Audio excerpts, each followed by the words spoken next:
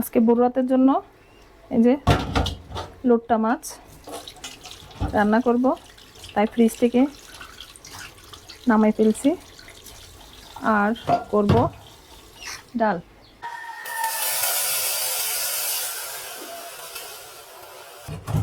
এখন ডালগুলো ভালো করে ধুয়ে নেব।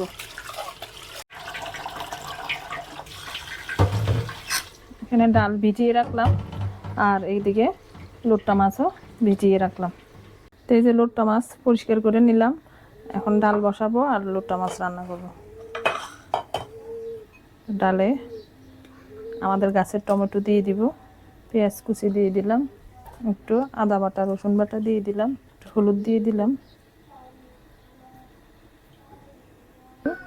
কাঁচা তেল দিয়ে দিলাম। ডাল বসিয়ে দিলাম। এখন লোট্টা মাছ বসাবো। তো পেঁয়াজগুলো ভেজে নিলাম, এখন আদা বাটা রসুন বাটা একটু দিয়ে দিব। এখানে দিয়ে দিব টমেটো, হলুদের গুঁড়া, মরিচের গুঁড়া, এখন দিয়ে দিব লবণ। মশলাটা ভালো করে কষিয়ে নিতে হবে।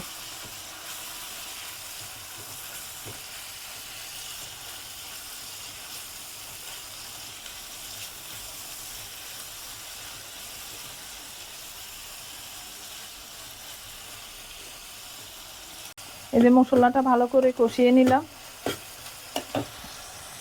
এখন দিয়ে দিব লোট্টা মাছগুলো।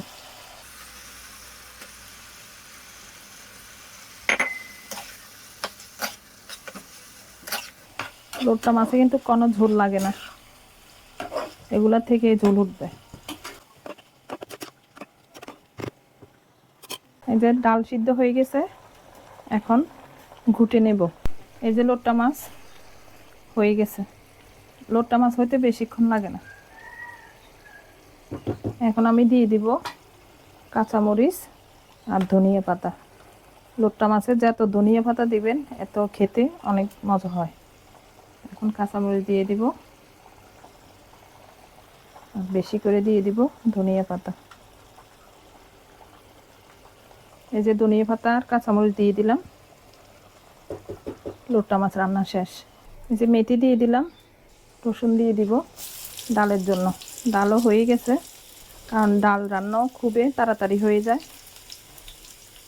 বেশি সময় লাগে না। এই যে এখন ডালে রসুনের বাটা দিয়ে দিব।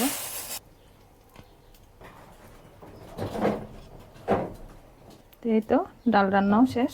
তো এই ছিল লোট্টা মাছ রান্না আর ডাল রান্না। আর রোজার মাসে তো কিছু খাওয়া যায় না, সব কিছু একটু কম কম রান্না করি, এখান থেকেও অনেক কিছু থেকে যায়। তো এই ছিল আজকের ভিডিও। সবাই ভালো থাকবেন, সুস্থ থাকবেন আর আমাদের জন্য দোয়া করবেন। আল্লাহ হাফেজ।